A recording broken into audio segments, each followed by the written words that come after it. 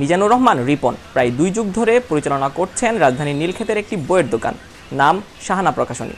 তবে 2 যুগ পরে এসেও ব্যবসা সামলাতে হিমশিম খেতে হচ্ছে তার, কারণ জানালেন নিজেই। আগে একটা বই 100 টাকা দিয়ে কিনতো, সেই বইটা এখন 200 টাকা।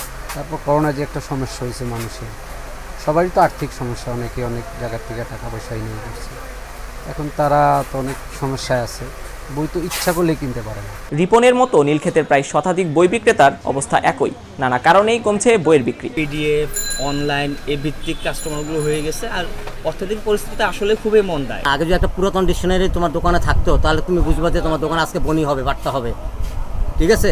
আর এখন ওই ডিকশনারি কোনো খাওয়া নেই, বছর একটা ডিকশনারি কাস্টমার এসে চায় না। বইয়ের বিক্রি কমায় এর প্রভাব পড়ছে ছাপাখানাতেও। জাতীয় এবং আন্তর্জাতিক বাজারে কাগজের মূল্য বৃদ্ধি সহ পাঠকদের অনাগ্রহ এবং চাহিদা কমে যাওয়ার মতো কারণে বন্ধ হচ্ছে একের পর এক ছাপাখানা।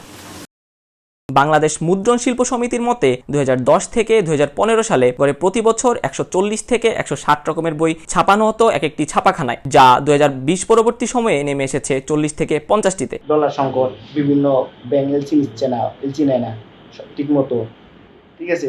তাছাড়া বিশ্ব বাজারে কিন্তু সমস্ত আপনার এই আমাদের যে কাঁচামালটা লাগে সেটা কিন্তু বিশ্ব বাজারে দাম বেড়ে গেছে না। আমরা কিন্তু বইয়ের দাম বাড়াইতে পারতেছি না, আমরা প্রিন্টিং এর দাম বাড়াইতে পারতেছি না, কারণ এমনি তো আমাদের কাজ নেই, এমনি তো আপনার বই বিক্রি নেই, আমরা এর উপরে কিভাবে অন্যান্য দাম বাড়াবো। তবে পাঠকদের মধ্যেও রয়েছে মিশ্র প্রতিক্রিয়া। সহজলভ্যতা এবং অর্থনৈতিকভাবে সাশ্রয়ী হওয়ায় পিডিএফ এর দিকে ঝুঁকছেন বেশিরভাগ তরুণ পাঠক। পাঠকালে মানসিক প্রশান্তি পাওয়া যায় ছাপাকৃত বইয়ের মাধ্যমেই, সেটিও স্বীকার করছেন তারা। বড় সময় পর্যন্ত কাগজের বই পড়া হয়েছে, বাট রিসেন্টলি বলবো 2-3 বছরে খুব মানে একদম ডিপেন্ডেন্টই হয়ে গেছে আসলে পিডিএফ এর উপর। বই কিনতে বা পড়ার জন্য আমাকে প্রথমে লাইব্রেরি যেতে হবে, কিনতে হবে, বা কোনো লাইব্রেরি থেকে ধার নিতে হবে, তার বদলে আমি মোবাইলে বের করতে পারতেছি।